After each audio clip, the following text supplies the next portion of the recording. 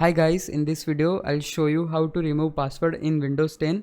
If this video helps you, please consider subscribing my YouTube channel and liking the video. So first of all we need to open settings. For that just hit right click on the start button, then you will see the option for settings, and right here you need to click on accounts.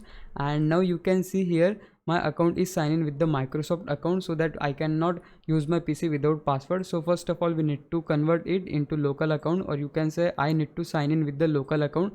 For that we need to click on sign in with local account instead, and right here click on next. And now here we need to enter the existing password of our PC. Once you do that, then this window will get open, and here we need to change the username of our local account. So let's suppose I type here admin for example.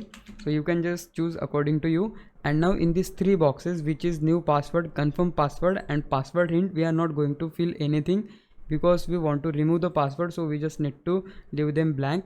And now click on next, and as you can see here our account is going to be in the local account from now.